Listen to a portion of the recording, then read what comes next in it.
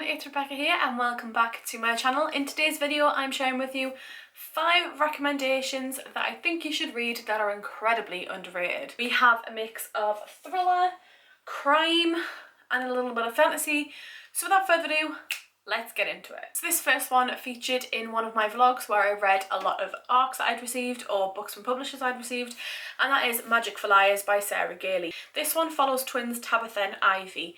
Tabitha is a teacher in a magical school in London, I believe it is, and Ivy, her twin sister, is a private investigator, and she's worked her backside off to be pretty much one of the best in the business. So when a mysterious goings-on starts to occur and a man goes missing or is murdered at the school where Tabitha works, her sister is asked by the headmistress to head on up to the school and investigate what's going on. I really enjoyed it. I would say it's older YA. It's not very graphic from what I remember. There's a lot of fun scenes, clumsy scenes. There's a little bit of a budding romance going on, which does not take away from the plot at all. It's kind of like a little added bonus in there, and it's kind of innocent enough to be classed as YA, and the twist at the end I kind of saw coming, but at the same time I was still a little bit taken aback. So I would highly recommend this for anybody who wants a fun, cosy kind of mystery with a magical twist.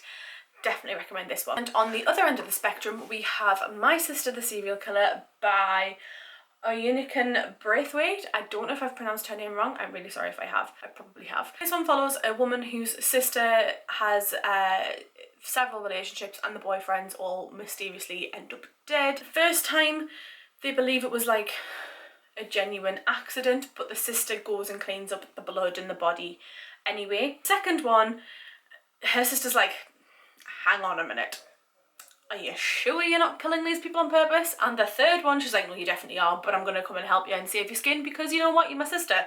That's what sisters do. Until our main character kind of has a thing for her workmate. So she works at a doctor's surgery or a hospital, and one of the doctors on duty is somebody that she really likes. She has this sort of like striking friendship, potentially something more there, and then her sister decides to date him. Kind of like a difficult situation for the non-serial killer sister, because she knows what her sister's like. She knows that her sister has this strange, uncanny linking to multiple deaths of her boyfriends, and this woman is like, I really like this guy, I don't want you to date him because you're gonna kill him. So we follow that relationship dynamic between the sisters.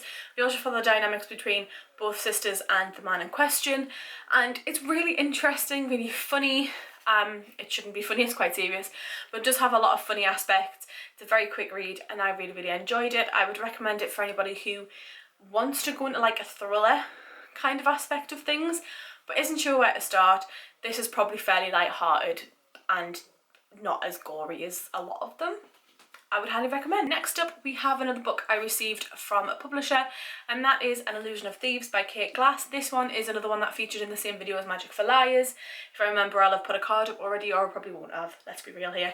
But this one is a fantasy with a large family, outcast family, magic, I've already said magic, crime, like a little bit of a heist situation. I really enjoyed it. This follows Romy and Neri, and Romy is in a very good position within the hierarchy with the royal family in this book.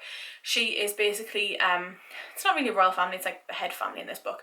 She is basically like a handmaiden to one of them, and her large family basically get banished. Now she's very lucky in the sense that she gets to stay with this family. However, her brother then commits a crime that results in her losing her privileges and she has to then live on the outskirts of the town and become a nobody. So everything she's worked for, everything that she is living for is lost because of her brother. Her brother doesn't really understand to begin with the extent of his crimes and the consequences of his crimes until it kind of kicks in at some point further on in the book. So the only thing with this is that yes, there's magic in this book, but the magic is actually condemned. It's banned. You can't use magic. If you have it, you basically get killed or you get imprisoned.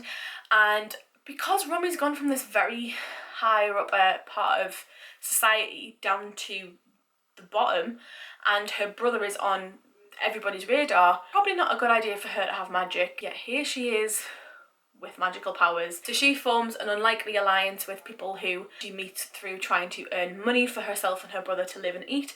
And they then decide there's a bit of an overthrow plot going on, like a bit of a siege. So it's a bit of a rambly one, but I really, like, for me to explain, but I really enjoyed it. I'm just going to show you the back of the book. So if you want to pause it and read, you can do. But yes, I really enjoyed this one. If you like Leigh Bardugo's, is it Leigh Bardugo's Shadow and Bone and Six of Crows and stuff like that? I believe you'll probably like this one. Not that I've read those series, but I would recommend this one. Next up, who likes a cozy mystery, cozy thriller? Me. I'm recommending The Beautiful Dead by Belinda Bauer. Now, it's kind of like a cozy thriller, cozy mystery. Doesn't sound it, but it kind of is. So in this one we follow Eve. Her character is kind of working up through the ranks of this news reporter kind of job. She is a news reporter. She's working her way up the ranks basically, and nobody takes her seriously. And then she goes to investigate a murder, and the murderer kind of keeps striking and leaving calling cards which make Eve want to go and investigate more, and this murderer kind of clicks onto that and uses Eve's power as a TV reporter and getting her face out to the nation to leave calling cards, clues, tips, all that kind of stuff for her to head and find the murderer. However, it's kind of like a cat and dog chase. Like, you're not gonna find him if he's leaving you clues. He's literally using you for publicity, love. I would recommend this one for people who liked My Sister the Serial Killer and want to kind of graduate from the beginning aspects of thriller up into a little bit more serious. There is a very graphic scene that happens in this one that involves decapitation. It was very graphic and gruesome, but also a really good scene.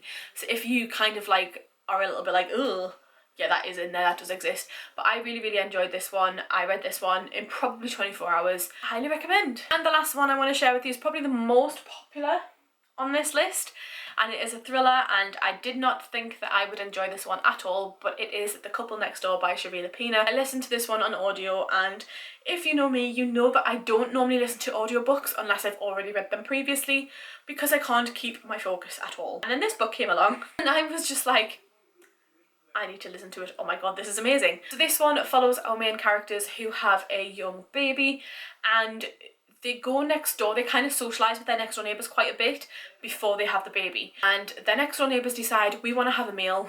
Come round, come have a meal, it'll be nice. And their sitter cancels on them. So they're like, I don't want to go. The mother's like, I really don't want to go. I want to stay here because we can't leave the baby. They leave the baby. They take the walkie-talkie thing. Baby monitor, that's the words. They take the baby monitor with them next door, and the mother goes and checks on the baby and feeds the baby, comes back, they take it in turns to go check on the baby. Basically, she then goes to go and feed the baby and head to bed. The baby's not there. So we follow how quickly the public get onto people's backs when things like this happen, because you would immediately judge and go, what kind of parent doesn't stay with their child or doesn't take their child with them? Kind of like you agree with the public, but at the same time you really sympathise with the mother. You kind of have to figure out who done it. It is very much who done it in terms of who took the baby. Where's the baby gone? Is the baby alive? And guys, there were so many twists in this I did not see coming. And that may be because I'm a thriller novice, but blew my socks off. Really enjoyed it. Highly recommend. It's fairly easy to follow, and it must be because obviously, like I said, I listened to it on audio and absolutely loved it. So guys, just read it. If you like thrillers and you haven't read this yet, read it. So there we have it. These are 5 under the radar books that I would highly recommend you read. Have you read any of these? Let me know in the comments down below, or if you have any recommendations based off of these ones, let me know in the comments down below. I'd love to have a chat with you all. If you open up that description box right next to like and subscribe, you can click that if you would like to join my bookish community. If you open that description box, there will be a link to all of my other social media channels. Come and say hi on other platforms. I love making new friends. Great if I could make new friends. That sounds really sad and desperate, but you know, everybody needs a friend in these times. But yes, thank you all so much for watching, and I shall see you all soon with another video. Bye!